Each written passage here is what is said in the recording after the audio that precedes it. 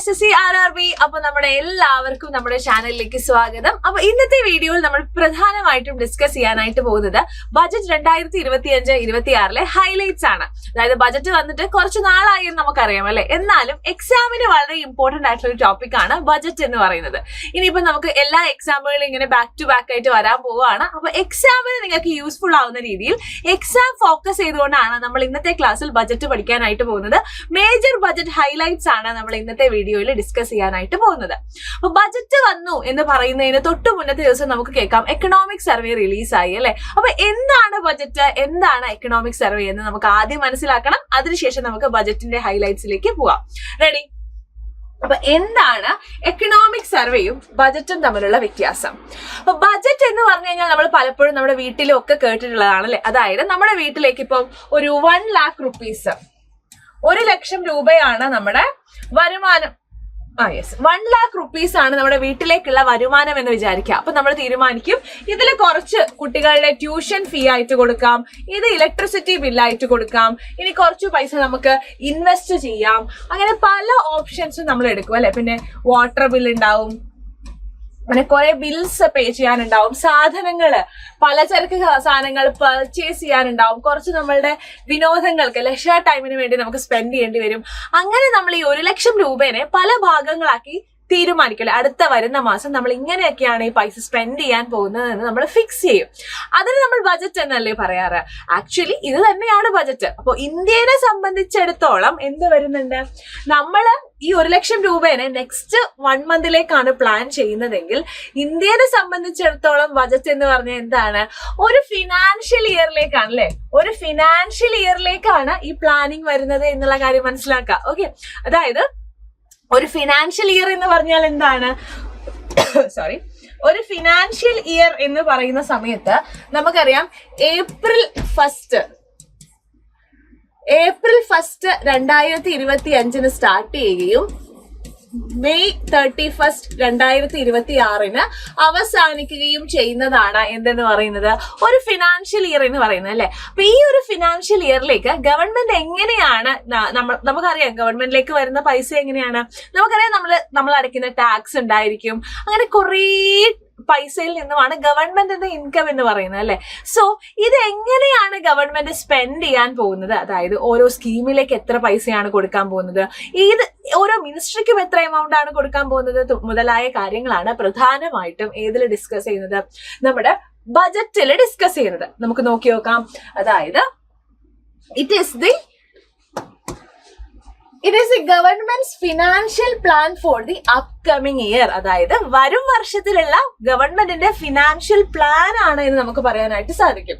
അതായത് how much money to the government will earn, അതായത് government എത്ര പൈസയാണ് ഏൺ ചെയ്യാൻ തീരുമാനിക്കുന്നത്, എത്ര പൈസയാണ് അതിൽ നിന്നും സ്പെൻഡ് ചെയ്യാൻ തീരുമാനിക്കുന്നത്, അതായത് നമ്മുടെ റവന്യൂ എന്താണ്, അതിൽ നിന്നും എങ്ങനെയാണ് നമ്മുടെ എക്സ്പെൻഡിച്ചർ എന്നാണ് പ്രധാനമായിട്ടും ഡിസ്കസ് ചെയ്യുന്നത്.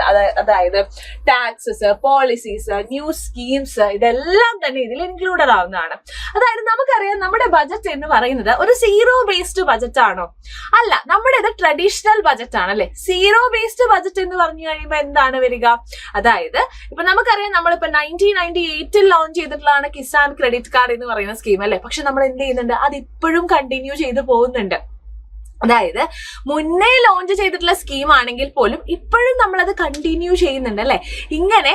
ഇങ്ങനെ കണ്ടിന്യൂ ചെയ്യാത്ത, അതായത് ഒരു വർഷം വന്നിട്ടുള്ള സ്കീം അടുത്ത വർഷത്തേക്ക് കണ്ടിന്യൂ ചെയ്യിക്കാത്ത രീതിയിലുള്ള ബജറ്റുകളെയാണ് നമ്മൾ സീറോ ബേസ്ഡ് ബജറ്റ് എന്ന് പറയുന്നത്. നമ്മുടെ അങ്ങനത്തെ ബജറ്റ് അല്ല, നമ്മുടെ എന്താണ് ട്രഡീഷണൽ ബജറ്റ് ആണ് അല്ലെ. അതായത് മുന്നേ വന്നിട്ടുള്ള സ്കീമുകൾ നമ്മൾ ഇപ്പോഴും കണ്ടിന്യൂ ചെയ്ത് പോയിക്കൊണ്ടിരിക്കുന്നുണ്ട്. അപ്പൊ നോക്കാം.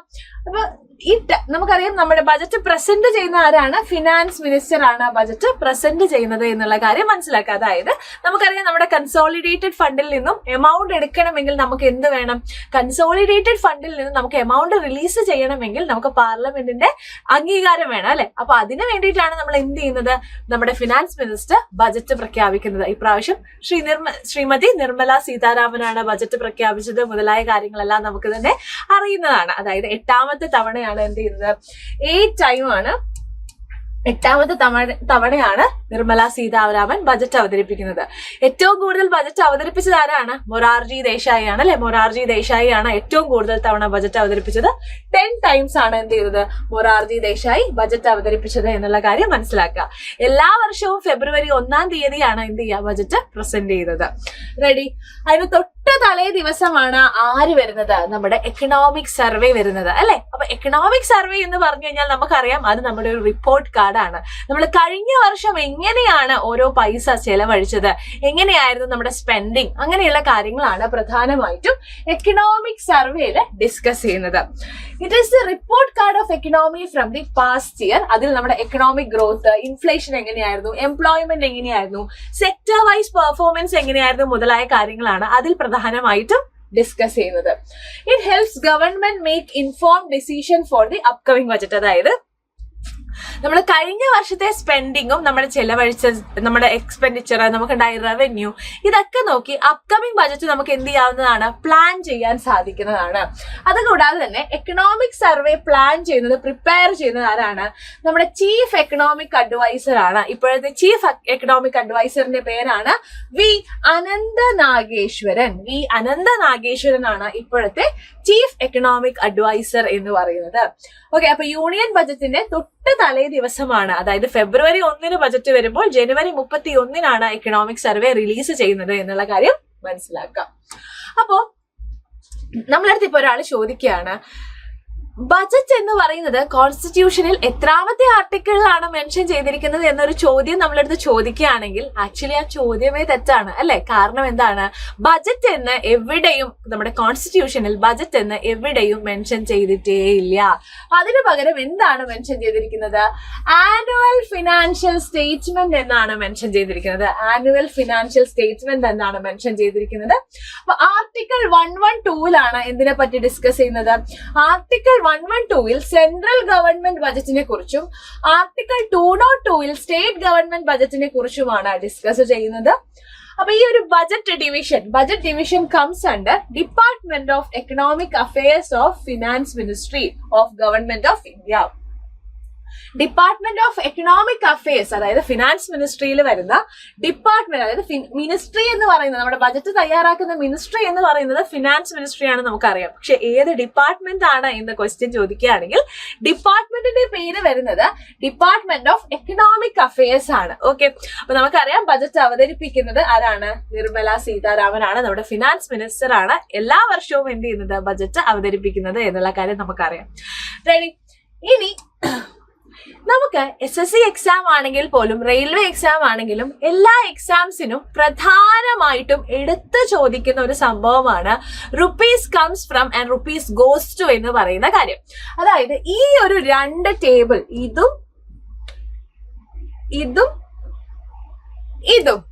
ഇത് രണ്ടും നമുക്കറിയാമെങ്കിൽ നമുക്ക് എന്താണ്? ബജറ്റിൽ നിന്നുമുള്ള ഭൂരിഭാഗം ക്വസ്റ്റ്യൻ നമുക്ക് ആൻസർ ചെയ്യാനായിട്ട് സാധിക്കും. കാരണം എപ്പോഴും ഈ 2 ചക്രങ്ങളിൽ നിന്നുമാണ് ക്വസ്റ്റ്യൻസ് ചോദിക്കാന്ന് ഞാൻ പറയാറുണ്ട് അല്ലെ. അപ്പൊ ബജറ്റ് റുപ്പീസ് കംസ് ഫ്രം, അതായത് നമ്മുടെ എക്കണോമിയിലേക്ക് പൈസ വരികയാണ് ചെയ്യുന്നത് അല്ലെ. നമ്മുടെ എക്കണോമിയിലേക്ക് പൈസ വരികയാണ് ചെയ്യുന്നത്.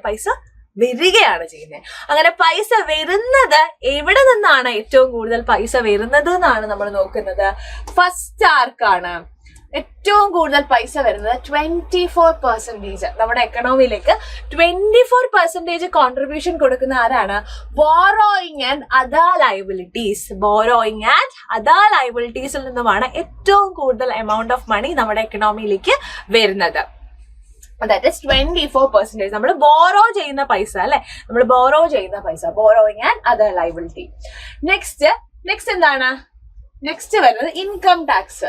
നമ്മൾ ഇൻകം ടാക്സ് അടയ്ക്കാറില്ലേ? ആ ഇൻകം ടാക്സിൽ നിന്നാണ് എന്ത് വരുന്നത്? 22% കോൺട്രിബ്യൂഷൻ വരുന്നത്. നെക്സ്റ്റ് 18% എവിടെ നിന്നാണ് വരുന്നത്? GST ആൻഡ് അതർ ടാക്സസ് ആണ്. കോർപ്പറേഷൻ ടാക്സ് ആണ് അടുത്ത കോൺട്രിബ്യൂഷൻ വരുന്നത്. അപ്പൊ നമ്മൾ നോക്കുകയാണെങ്കിൽ ബോറോയിങ് ആൻഡ് അതർ ലയബിലിറ്റീസിൽ നിന്നുമാണ് ഏറ്റവും കൂടുതൽ എമൗണ്ട് വരുന്നത്. ബോറോയിങ് ആൻഡ് അതർ ലയബിലിറ്റീസ് ഏറ്റവും കൂടുതൽ കോൺട്രിബ്യൂഷൻ വരുന്നതാണ് കോർപ്പറേഷൻ ടാക്സിന് 4th പൊസിഷൻ ആണ്. അതായത് ഏറ്റവും കൂടുതൽ എമൗണ്ട് ഓഫ് മണി നമ്മുടെ എക്കണോമിയിലേക്ക് തരുന്നത് first position borrowing and other liability, second position income tax, third position GST and other expenses, 4th position corporation tax. ഇതാണ് നമ്മുടെ പൊസിഷനിങ് വരുന്നത്. അപ്പൊ എന്തായാലും എക്സാമിന് ചോദിക്കും ഏതാണ് അസെൻഡിങ് ഓർഡർ അല്ലെങ്കിൽ ഡിസെൻഡിങ് ഓർഡറിൽ ഇതിനെ അറേഞ്ച് ചെയ്യാനായിട്ട് പറയും. അതായത് നമ്മുടെ എക്കണോമിയിലേക്ക് പൈസ വരുന്നതിനെ സോഴ്സുകളെ അസെൻഡിങ് ഓർഡർ അല്ലെങ്കിൽ ഡിസെൻഡിങ് ഓർഡറിൽ അറേഞ്ച് ചെയ്യാനായിട്ട് നമ്മളടുത്ത് ചോദിക്കും. പ്രോപ്പർ ആയിട്ട് അറേഞ്ച് ചെയ്യാം. Major contribution borrowing and other liability, second position income tax, third GST and other expenses, 4th വരുന്നത് കോർപ്പറേഷൻ ടാക്സ്. റെഡി?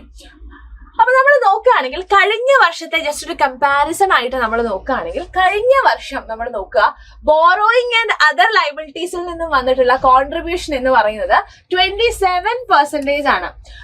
നോക്കാം, ബോറോയിങ് ആൻഡ് അതർ ലയബിലിറ്റീസിൽ ലാർജസ്റ്റ് ചങ്ക് ആണ് കോൺട്രിബ്യൂഷൻ. നമുക്കറിയാം കഴിഞ്ഞ വർഷം അത് 27% ആയിരുന്നു, ഇപ്രാവശ്യം അത് 24% ആണ്. സോ കഴിഞ്ഞ വർഷത്തെ വെച്ച് നോക്കുമ്പോൾ ഈ വർഷം എന്ത് ചെയ്തിട്ടുണ്ട്, കോൺട്രിബ്യൂഷൻ 3% ഡിക്രീസ് ചെയ്തിട്ടുണ്ട് എന്നുള്ള കാര്യം ജസ്റ്റ് ഒന്ന് മനസ്സിലാക്കി വെക്കാം.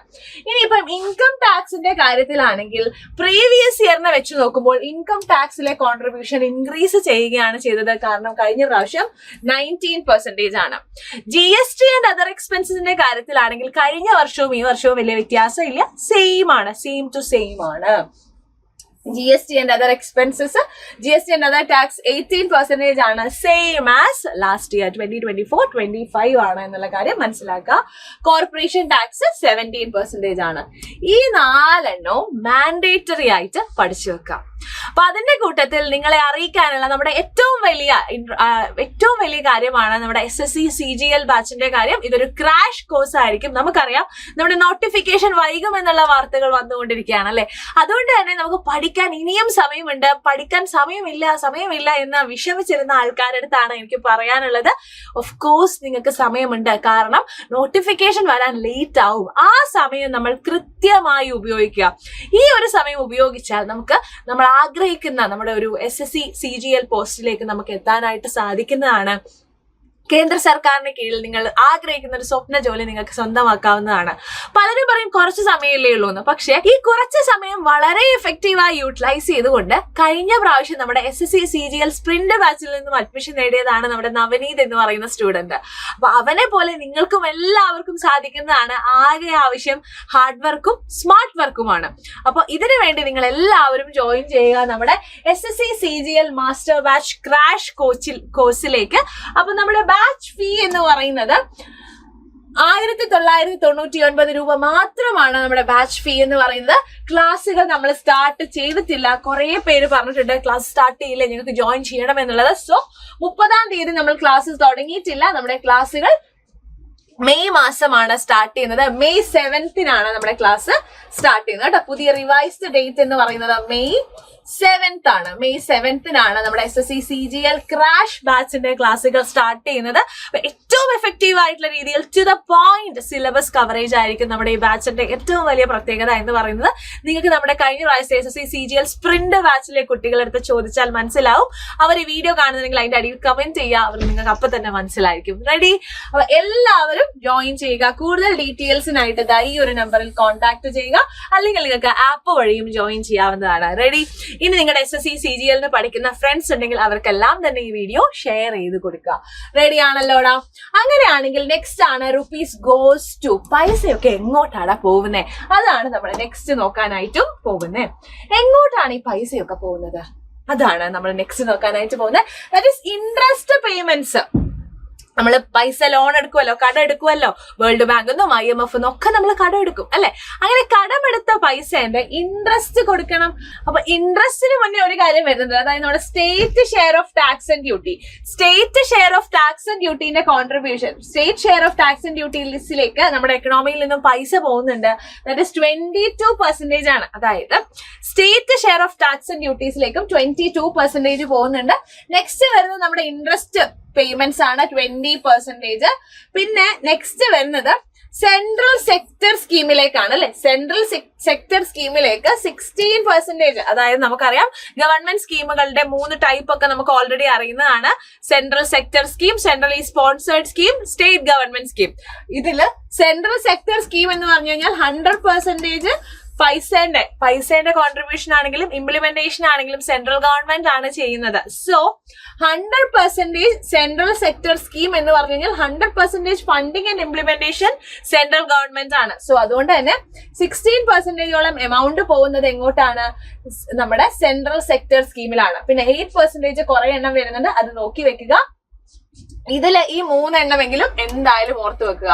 State share of tax and duties 22% ആണ്. നെക്സ്റ്റ് ഇൻട്രസ്റ്റ് പേയ്മെന്റ് 20 ആണ്. 16% ആണ് സെൻട്രൽ സെക്ടർ സ്കീമിലോട്ട് വരുന്നത് എന്നുള്ള കാര്യം മനസ്സിലാക്കുക. റെഡി? നെക്സ്റ്റ് നമ്മൾ ബജറ്റ് നോക്കുന്ന സമയത്ത് നമുക്ക് കുറച്ചും കൂടി കാര്യങ്ങൾ മനസ്സിലാക്കാൻ വേണ്ടി നിങ്ങൾക്ക് ആ പ്രോസസ് ഒന്ന് ഈസി ആക്കാൻ വേണ്ടി ഞാൻ കുറച്ച് ടേംസ് എക്സ്പ്ലെയിൻ ചെയ്ത് തരാം. അത് ജസ്റ്റ് ഒന്ന് മനസ്സിലേക്ക് എടുക്കുക, എന്നിട്ട് ബാക്കി കാണുക. ഓക്കെ, ബജറ്റ് എന്ന് പറഞ്ഞു കഴിഞ്ഞാൽ നമുക്ക് 2 ടൈപ്പ് ഉണ്ട് അല്ലെ. ദാറ്റ് ഇസ് റവന്യൂ ബജറ്റും ഉണ്ട്, ക്യാപിറ്റൽ ബജറ്റും ഉണ്ട്.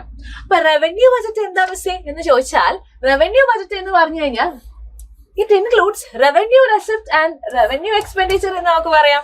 അപ്പൊ നമ്മളെടുത്ത് വയ്ക്കും, അതെന്താ റവന്യൂ റെസിപ്റ്റ് അല്ലെങ്കിൽ അതെന്താ റവന്യൂ എക്സ്പെൻഡിച്ചർ എന്ന് ചോദിച്ചാലോ. റവന്യൂ റെസിപ്റ്റ് എന്ന് പറഞ്ഞു കഴിഞ്ഞാൽ എന്റെ റിയൽ ഇൻകം ആണ്. അതായത് ഞാൻ സൈലത്തിൽ ജോലി ചെയ്യുന്നത് കൊണ്ട് സൈലത്തിൽ എന്ത് ചെയ്യുന്നുണ്ട്, സൈലത്തിൽ മന്ത് എൻഡ് ആകുമ്പോൾ അല്ലെങ്കിൽ മന്ത് ഫസ്റ്റ് ആകുമ്പോൾ എനിക്ക് സാലറി കിട്ടുന്നുണ്ട് അല്ലെ. അതിന്റെ ആ സാലറിക്ക് ഞാൻ ആരെടുത്തും എന്തല്ല, ലയബിൾ അല്ല. കാരണം ഞാൻ വർക്ക് ചെയ്യുന്നോണ്ടാണ് എനിക്ക് സാലറി കിട്ടുന്നത്. അതെന്റെ റിയൽ ഇൻകം ആണ്. ആരും എന്റെ അടുത്ത് ചോദിക്കില്ല അല്ലെ, അതെങ്ങനെയാ നിങ്ങൾ സ്പെൻഡ് ചെയ്തേ, നിങ്ങൾക്ക് ഞങ്ങൾ പൈസ തരണോ, അങ്ങനെയുള്ള കാര്യങ്ങളൊന്നും നിങ്ങൾ എങ്ങനെയാ സ്പെൻഡ് ചെയ്യാൻ പോകുന്നേ. സൈലം ചോദിക്കോ, മിസ് ഞങ്ങൾ സാലറി ക്രെഡിറ്റ് ചെയ്യാൻ പോവാണ്, എങ്ങനെയാണ് നിങ്ങൾ സ്പെൻഡ് ചെയ്യാൻ പോകുന്നത്, പറയൂ എന്നിട്ട് തരാം പൈസ, അങ്ങനെ പറയോ? ഒരിക്കലും പറയില്ല അല്ലെ. അങ്ങനെ നമ്മുടെ റിയൽ ഇൻകത്തിനെയാണ് എന്തെന്ന് പറയുന്നത്, റിയൽ ഇൻകം ആണ് ആക്ച്വലി നമ്മുടെ റവന്യൂ റെസിപ്റ്റ് എന്ന് പറയുന്നത്. റിയൽ ഇൻകം ആണ്, ആരെടുത്തും നമ്മൾ ആൻസറബിൾ അല്ല. അതിനെയാണ് ഇപ്പൊ ലൈക്ക് നമ്മുടെ സാലറി, പെൻഷൻ, അതായത് നമ്മുടെ സാലറി വരുന്നുണ്ട്. അല്ലെങ്കിൽ നിങ്ങൾ ആലോചിക്കുക, എനിക്കൊരു വീടുണ്ട് അല്ലെങ്കിൽ ഒരു കാറുണ്ട്, ഈ കാറും വീടും ഒക്കെ ഞാൻ റെന്റിന് കൊടുക്കുകയാണ്. അപ്പൊ റെന്റിന് കൊടുക്കുമ്പോൾ റെന്റിന് എടുത്ത ആൾ എന്ത് തരും, എനിക്ക് എമൗണ്ട് തരും അല്ലെ, റെന്റ് തരും. അപ്പൊ റെന്റൽ ഇൻകം എന്താണ്, സാലറി പോലെ തന്നെ റെന്റൽ ഇൻകവും എന്റെ റിയൽ ഇൻകം ആണ്. അങ്ങനെയുള്ള റിയൽ ഇൻകത്തിനെയാണ് നമ്മൾ ആരെടുത്തും ലയബിൾ അല്ലാത്ത റിയൽ ഇൻകത്തിനെയാണ് നമ്മൾ റവന്യൂ റെസിപ്റ്റ് എന്ന് പറയുന്നത്. നെക്സ്റ്റ് നമ്മൾ ക്യാപിറ്റൽ റെസിപ്റ്റിലേക്ക് പോകുന്ന സമയത്ത് വേണമെങ്കിൽ ക്യാപിറ്റൽ റെസിപ്റ്റിന് നമ്മുടെ ലയബിലിറ്റീനെ എന്ത് ചെയ്യാനായിട്ട് സാധിക്കും, നമ്മുടെ ലയബിലിറ്റീനെ ഇൻക്രീസ് ചെയ്യാനായിട്ട് സാധിക്കും. അല്ലെങ്കിൽ നമ്മുടെ അസറ്റിനെ റെഡ്യൂസ് ചെയ്യാനായിട്ടും സാധിക്കും. അപ്പൊ അതെന്താണ് ലയബിലിറ്റി ഇൻക്രീസ് ചെയ്യുക എന്ന് പറഞ്ഞു കഴിഞ്ഞാൽ, ക്യാപിറ്റൽ റെസിപ്റ്റ്സ് ആണല്ലേ. അതായത് നമ്മൾ പൈസ റിസീവ് ചെയ്യണം. നിങ്ങൾ ആലോചിച്ച് നോക്കുക, എന്റെ കയ്യിൽ ഒരു കാര്യം ചെയ്യാൻ പൈസ ഇല്ല, ഞാൻ കൊണ്ടുപോയി ലോൺ എടുത്തു അല്ലെങ്കിൽ ഞാൻ എന്റെ ക്രെഡിറ്റ് കാർഡ് ഉപയോഗിച്ചു. ഇങ്ങനെ ചെയ്യുന്ന സമയത്ത് എന്റെ ലയബിലിറ്റി കൂടുന്നില്ലേ, കാരണം ഞാനിത് തിരിച്ചടക്കേണ്ട പൈസയാണല്ലേ. സോ എന്റെ ലയബിലിറ്റി കൂടുന്നുണ്ട്. അല്ലെങ്കിൽ നമുക്ക് എന്ത് പറയാം, അസറ്റ് റെഡ്യൂസ് ചെയ്യുന്ന, അത് ഞാൻ എക്സാമ്പിൾ പറയാം. ഞാൻ പറയാണ്, ഞാൻ ലോൺ ഒന്നും എടുക്കുന്നില്ല, എനിക്ക് ലോൺ എടുക്കുന്ന ഇഷ്ടമല്ല, ഞാൻ ലോൺ എടുക്കുന്നില്ല. പക്ഷെ എന്റെ കയ്യിൽ ഒരു 5 റിങ് ഉണ്ട്, അതിൽ ഞാൻ 3 എണ്ണം വിൽക്കുകയാണ് എന്ന് പറയാണ്. 3 റിങ് വിറ്റാൽ എനിക്ക് പൈസ കിട്ടില്ലേ? പക്ഷെ എന്ത് ചെയ്തു, 5 റിങ് ഉള്ളത് 3 റിങ് ആയി. എന്റെ കയ്യിൽ പൈസ വന്നു, പക്ഷെ 5 റിങ് ഉള്ളത് 3 റിങ് ആയി. സോ ഇറ്റ് മീൻസ് ദാറ്റ് നമ്മുടെ അസറ്റ് അവിടെ റെഡ്യൂസ് ചെയ്തു അല്ലെ, നമ്മുടെ അസറ്റ് അവിടെ റെഡ്യൂസ് ചെയ്തു. അപ്പോ ലയബിലിറ്റിനെ ഇൻക്രീസ് ചെയ്യാനും അസറ്റിനെ റെഡ്യൂസ് ചെയ്യാനും ആർക്ക് സാധിക്കുന്നുണ്ട്, ലയബിലിറ്റിനെ ഇൻക്രീസ് ചെയ്യാനും അസറ്റിനെ റെഡ്യൂസ് ചെയ്യാനും നമ്മുടെ ക്യാപിറ്റൽ റെസിപ്റ്റ്സിന് സാധിക്കുന്നുണ്ട്. അപ്പൊ ഇതിനെ തന്നെ ശരിക്കും പറയുകയാണെങ്കിൽ ക്യാപിറ്റൽ റെസിപ്റ്റിനെ നമുക്ക് ശരിക്കും പറയുകയാണെങ്കിൽ നോൺ ഡെപ്റ്റ് ക്യാപിറ്റൽ റെസിപ്റ്റും, നോൺ ഡെപ്റ്റ് ഞാൻ അത്രയും ഫോണ്ട വെച്ചിട്ടാണ്, നോൺ ഡെപ്റ്റ് ക്യാപിറ്റൽ റെസിപ്റ്റും ഡെപ്റ്റ് ക്യാപിറ്റൽ റെസിപ്റ്റും. നോൺ ഡെപ്റ്റ് ക്യാപിറ്റൽ റെസിപ്റ്റും ഡെപ്റ്റ് ക്യാപിറ്റൽ റെസിപ്റ്റും എന്ന് തരംതിരിക്കാം. ഈ ഡെപ്റ്റ് ക്യാപിറ്റൽ റെസിപ്റ്റ് ആണ് നമ്മൾ പറഞ്ഞ ലോണ്, അങ്ങനെയുള്ള കാര്യങ്ങളെല്ലാം. ലോണ്, ഗവൺമെന്റ് ലോൺ എടുക്കത്തില്ലേ, ഗവൺമെന്റ് അടുത്ത് പൈസ ഇല്ലെങ്കിൽ ഗവൺമെന്റ് ലോൺ എടുക്കും. അത് ഡെപ്റ്റ് ക്യാപിറ്റൽ റെസിപ്റ്റ് ആണ്, നമ്മുടെ ലയബിലിറ്റി കൂട്ടുന്നുണ്ട്. ഇനി നോൺ ഡെപ്റ്റ് ക്യാപിറ്റൽ റെസിപ്റ്റ് ആണ് ഡിസ്ഇൻവെസ്റ്റ്മെന്റ് എന്ന് നമുക്ക് പറയാൻ പറ്റും. ഡിസ്ഇൻവെസ്റ്റ്മെന്റ് എന്ന് പറഞ്ഞു കഴിഞ്ഞാൽ എന്താണ്? അതായത് ഇപ്പം ഈ PSUകൾ, പബ്ലിക് സെക്ടർ അണ്ടർടേക്കിംഗ് ആയിട്ടുള്ള കമ്പനികളിൽ ഗവൺമെന്റിന് ഷെയർസ് ഉണ്ടായിരിക്കും അല്ലെ. അപ്പൊ ഗവൺമെന്റിന് ഒരു പൈസ ആവശ്യം വരുമ്പോൾ ഗവൺമെന്റ് എന്ത് ചെയ്യും? ആ ഷെയർ സെല് ചെയ്യും. അങ്ങനെ ഷെയർ സെല് ചെയ്യുന്ന സമയത്ത് അസറ്റ് റെഡ്യൂസ് ചെയ്യുന്നില്ലേ? അതിനെയാണ് നോൺ ഡെപ്റ്റ് ക്യാപിറ്റൽ റെസിപ്റ്റ് എന്ന് പറയുന്നത്. ആക്ച്വലി ലയബിലിറ്റി ഇൻക്രീസ് ആവുന്നില്ല, പക്ഷെ അസറ്റ് ഡിക്രീസ് ആവുന്നുണ്ട്. അപ്പൊ നെക്സ്റ്റ് ഉള്ളതാണ് റവന്യൂ എക്സ്പെൻഡിച്ചർ എന്ന് പറയുന്നത്. അതായത് ഗവൺമെന്റിന് കാര്യമായ റിട്ടേൺസ് ഒന്നും ഇല്ലെങ്കിലും ഗവൺമെന്റ് മാൻഡേറ്ററി ആയിട്ട് ചെയ്യേണ്ട കാര്യങ്ങളാണ് റവന്യൂ എക്സ്പെൻഡിച്ചർ എന്ന് പറയുന്നത്. അപ്പൊ നമുക്ക് സിമ്പിൾ ആയിട്ട് ആലോചിക്കാം. ഇപ്പൊ നമ്മുടെ സാലറി, പെൻഷൻ പോലെയുള്ള കാര്യങ്ങളാണ് റവന്യൂ എക്സ്പെൻഡിച്ചറിൽ വരുന്നത്. ഗവൺമെന്റിന് റിട്ടേൺസ് ഒന്നും ഇല്ല, പക്ഷെ നിങ്ങൾ ആലോചിക്കാം, നിങ്ങൾക്ക് SSCയിൽ ജോലി കിട്ടി, റെയിൽവേയിൽ ജോലി കിട്ടി, ഗവൺമെന്റ് പറയാണ് നിങ്ങൾ വന്ന് പണിയെടുത്തോളൂ, ഞാൻ സാലറി തരുന്നില്ല. അങ്ങനെയാണെങ്കിൽ നമ്മൾ പോയി പണിയെടുക്കുമോ? നെവർ എവർ, ഒരിക്കലും നമ്മൾ ചെയ്യില്ല അല്ലെ. അപ്പോ റവന്യൂ എക്സ്പെൻഡിച്ചർ എന്ന് പറഞ്ഞു കഴിഞ്ഞാൽ മാൻഡേറ്ററി ആയിട്ട് ചെയ്യേണ്ടതാണ്. നമ്മുടെ എക്കണോമിയുടെ നടത്തിപ്പിന് റവന്യൂ എക്സ്പെൻഡിച്ചർ മാൻഡേറ്ററി ആണ് അല്ലെ. നെക്സ്റ്റ് വരുന്നതാണ് ക്യാപിറ്റൽ എക്സ്പെൻഡിച്ചർ എന്ന് പറയുന്നത്. ക്യാപിറ്റൽ എക്സ്പെൻഡിച്ചറിലും നമ്മൾ നോക്കുന്ന സമയത്ത് പാലം വരുന്നു, മെട്രോ വരുന്നു, റെയിൽ വരുന്നു, ഇതെല്ലാം ഡാം വരുന്നു, ഇതെല്ലാം എന്താണ്? ഗവൺമെന്റിന്റെ എക്സ്പെൻഡിച്ചർ ആണ്, ചെലവാണ്. പക്ഷേ ഭാവിയിൽ റോഡിൽ നിന്നും ഇപ്പൊ റോഡിന്റെ കേസിലാണെങ്കിൽ നമുക്ക് ടോൾ പിരിവ് നടത്താൻ പറ്റും അല്ലെ. ഇപ്പൊ റോഡിൽ നിന്നാണെങ്കിലും നമ്മുടെ മെട്രോയിൽ നിന്നാണെങ്കിലും റെയിലിൽ നിന്നാണെങ്കിലും എല്ലാം ഗവൺമെന്റിലേക്ക് ഫ്യൂച്ചറിൽ പൈസ വരുന്നുണ്ട് അല്ലെ. ഫ്യൂച്ചറിൽ ഗവൺമെന്റിലേക്ക് പൈസ വരുന്നുണ്ട്. അപ്പൊ ഭാവിയിൽ അസറ്റ് ക്രിയേറ്റ് ചെയ്യാൻ സാധിക്കുന്നുണ്ട് ആർക്ക്? ക്യാപിറ്റൽ എക്സ്പെൻഡിച്ചറിന്. റവന്യൂ എക്സ്പെൻഡിച്ചറിന്റെ കാര്യത്തിൽ നമുക്ക് സാലറി തന്നുകൊണ്ട് ഗവൺമെന്റിന് ഭാവിയിൽ റിട്ടേൺസ് ഉണ്ടാവുന്നുണ്ടോ? ഇല്ല. അപ്പൊ അങ്ങനെയുള്ളതാണ്. ഭാവിയിൽ റിട്ടേൺസ് ഒന്നും ജനറേറ്റ് ചെയ്യാത്തവനാണ് നമ്മുടെ റവന്യൂ എക്സ്പെൻഡിച്ചർ. പക്ഷെ റിട്ടേൺസ് ജനറേറ്റ് ചെയ്യുന്ന ആളാണ് നമ്മുടെ ക്യാപിറ്റൽ എക്സ്പെൻഡിച്ചർ എന്ന് പറയുന്നത്. റെഡി? ഈ വാക്കുകളൊക്കെ ജസ്റ്റ് ഒന്ന് മനസ്സിലാക്കി വെച്ചാൽ നമുക്ക് ഒറ്റയ്ക്ക് വായിക്കുമ്പോൾ തന്നെ ഏകദേശം ബജറ്റ് മനസ്സിലാക്കാനായിട്ടും സാധിക്കും. Next, trend and receipt of the centre. ഈ ഒരു ഗ്രാഫിൽ നിന്ന് നമുക്ക് ഏകദേശം 3 ക്വസ്റ്റ്യൻസ് എക്സ്പെക്ട് ചെയ്യാവുന്നതാണ്. അതായത് എന്താണ് നമ്മുടെ ഒരു നെറ്റ് സെന്റേഴ്സ് ടാക്സ് റവന്യൂന്റെ ട്രെൻഡ് എന്താ എന്ന് ചോദിക്കുകയാണ് എക്സാമിന്. അപ്പൊ നെറ്റ് സെന്റേഴ്സ് ടാക്സ് റവന്യൂന്റെ ട്രെൻഡ് എന്താ എന്ന് ചോദിക്കുകയാണെങ്കിൽ എന്താണ് ട്രെൻഡ് വരുന്നത്? ഇപ്പൊ നോക്കുകയാണെങ്കിൽ ഈ ഗ്രീൻ കളറാണ് നെറ്റ് സെന്റേഴ്സ് ടാക്സ് റവന്യൂ എന്ന് പറയുന്നത് അല്ലെ. അപ്പൊ നെറ്റ് സെന്റേഴ്സ് ടാക്സ് റവന്യൂ എന്ന് പറയുന്നത് ഇതാണ്. ഇവിടെ ഇവിടെ ഇവിടെ ഇവിടെ ഇവിടെ. ഇപ്പൊ ഓരോ വർഷം കഴിയുമ്പോഴും ഇതിന്റെ ട്രെൻഡ് എങ്ങനെയാണ് നോക്കിക്കേ, ഇങ്ങനെയാണ് അല്ലെ. അപ്പൊ നെറ്റ് സെന്റേഴ്സ് ടാക്സ് റവന്യൂന്റെ ട്രെൻഡ് ഇൻക്രീസിംഗ് ആണ്. ഇനി നോൺ ടാക്സ് റവന്യൂ, അതായത് റവന്യൂ എക്സ്പെൻഡിച്ചറിനെ നമുക്ക് രണ്ടായിട്ട് ക്ലാസിഫൈ ചെയ്യായിരുന്നു അല്ലെ. അതായത് non tax revenue, tax revenue. അപ്പൊ അതൊന്നും കൂടി നോക്കാം. അവിടെ ഞാൻ ഇപ്പൊ റവന്യൂ റെസിപ്റ്റിന് നമുക്ക് എന്താക്കാം? ഗവൺമെന്റിലേക്ക് വരുന്ന പൈസയാണ് അല്ലെ. ഗവൺമെന്റ് ആരെടുത്തും ലയബിൾ അല്ലാത്ത ഗവൺമെന്റിലേക്ക് വരുന്ന പൈസയാണ്. അതിനെ ടാക്സ് എന്നും ടാക്സ് റവന്യൂ എന്നും നോൺ ടാക്സ് റവന്യൂ എന്നും ക്ലാസിഫൈ ചെയ്യാം അല്ലെ. അതായത് ടാക്സ് അടക്കില്ലേ നമ്മൾ, ഡയറക്റ്റ് ടാക്സ്, ഇൻഡയറക്റ്റ് ടാക്സ് ഒക്കെ ഗവൺമെന്റിലേക്ക് അടയ്ക്കും. ഇനി നോൺ ടാക്സ് റവന്യൂ ഉണ്ട്. നമ്മള് ബൈക്കിൽ നിയമമൊക്കെ തെറ്റിച്ചോണ്ട് പോവാണ്, അപ്പൊ പോലീസ് പിടിക്കും അല്ലെ. ഒബിയസ്ലി പിടിക്കും. അങ്ങനെ പോലീസ് പിടിക്കുന്ന സമയത്ത് നമ്മൾ എന്ത് ചെയ്യണം? പോലീസിന് പിഴ കൊടുക്കണം അല്ലെ. അപ്പൊ ഈ പിഴ ഈടാക്കിയ പൈസ എങ്ങോട്ടാ പോകുന്നേ? ഗവൺമെന്റിന്റെ ഫണ്ടിലേക്കാ പോകുന്നേ. അതാണ് നോൺ ടാക്സ് റവന്യൂ എന്ന് പറയുന്നത്. അപ്പൊ നോൺ ടാക്സ് റവന്യൂന്റെ ട്രെൻഡ് എന്താണ്? ഓറഞ്ച് ആണ് നോൺ ടാക്സ് റവന്യൂ. അപ്പൊ നോക്കാം, ഇതാ. അപ്പൊ നോൺ ടാക്സ് റവന്യൂന്റെ ട്രെൻഡ് എന്ന് പറയുന്നത് എന്താണ്? വലിയ മാറ്റമൊന്നും അങ്ങനെ ഉണ്ടാക്കാൻ പറ്റുന്നില്ല അല്ലെ. വലിയ മാറ്റമൊന്നുമില്ല. ഇൻക്രീസിംഗും അല്ല, ഡിക്രീസിംഗും അല്ല. സോ നമുക്ക് എന്ത് വിളിക്കാം ഇതിനെ? സ്റ്റേബിൾ ആണ് എന്ന് പറയാം അല്ലെ. സ്റ്റേബിൾ ആണ് എന്ന് പറയാം. കാരണം ഇൻക്രീസും ഉണ്ടാകുന്നില്ല, ഡിക്രീസും ഉണ്ടാകുന്നില്ല. സോ നമുക്ക് സ്റ്റേബിൾ ആണെന്ന് പറയാം. നോൺ ഡെപ്റ്റ് ക്യാപിറ്റൽ റെസിപ്റ്റോ? ആദ്യം നോൺ ഡെപ്റ്റ് ക്യാപിറ്റൽ റെസിപ്റ്റ് എന്താണ് എന്ന് ആലോചിച്ച് നോക്കുക കേട്ടോ. നോൺ ഡെപ്റ്റ് ക്യാപിറ്റൽ റെസിപ്റ്റ് എന്താണ് എന്നുള്ള കാര്യം ആലോചിച്ച് നോക്കുക. ആദ്യം ഇൻക്രീസ് ചെയ്തു, പിന്നെ ഡിക്രീസ് ചെയ്തു, പിന്നെ ഇൻക്രീസ് ചെയ്യുന്നു, ഡിക്രീസ് ചെയ്യുന്നു. So we can call this is fluctuating അല്ലെ. ഇൻക്രീസും ഉണ്ട്, ഡിക്രീസും ഉണ്ട് അല്ലെ. ഇൻക്രീസും ചെയ്യുന്നുണ്ട്, ഡിക്രീസും ചെയ്യുന്നുണ്ട് എന്ന് നമുക്ക് പറയാനായിട്ട് സാധിക്കും. റെഡി? ഇനി നെക്സ്റ്റ് നമ്മൾ ബജറ്റിലേക്ക്. എന്താണ് നമുക്കറിയാം? വികസിത് ഭാരത് 2047 2047 ആവുമ്പോഴത്തേക്കും 2047 ആവുമ്പോഴത്തേക്കും വികസിത് ഭാരത് ജനറേറ്റ് ചെയ്യുക എന്നുള്ളതാണ് ഏറ്റവും വലിയ വികസിത് ഭാരതിന്റെ ലക്ഷ്യം എന്ന് പറയുന്നത്. അപ്പൊ നിങ്ങൾ എല്ലാവരും ഒരു കാര്യം ചെയ്യുക. നമ്മൾ ബജറ്റ് പ്രസന്റ് ചെയ്യുമ്പോൾ ശ്രീമതി നിർമ്മല സീതാരാമൻ ഒരു പോയിന്റിന്റെ ഒരു ലൈൻ പറഞ്ഞിട്ടുണ്ടായിരുന്നു. അപ്പൊ ആ ലൈനും ആ ഓതറിന്റെ പേരും ആ ലൈനും എന്ത് ചെയ്യുക, കമന്റ് ബോക്സിൽ കമന്റ് ചെയ്യുക കേട്ടോ. സെർച്ച് ചെയ്യുക, കമന്റ് ബോക്സിൽ കമന്റ് ചെയ്യുക, മാൻഡേറ്ററി ആയിട്ട് കമന്റ് ചെയ്യുക. അപ്പൊ നമ്മുടെ ടാർഗറ്റ് ടു വികസിത് ഭാരത്, നമ്മുടെ വികസിത് ഭാരത് 2047 ആവുമ്പോഴത്തേക്കും വികസിത് ഭാരത് ഉണ്ടാക്കുമെന്നാണ്, അല്ലെങ്കിൽ വികസിത് ഭാരത് ആണ് നമ്മുടെ ലക്ഷ്യം എന്നാണ് പറയുന്നത് നമ്മുടെ ബജറ്റ് പ്രകാരം. അപ്പൊ എന്തൊക്കെയാണ് നമ്മുടെ ടാർഗറ്റ്സ്?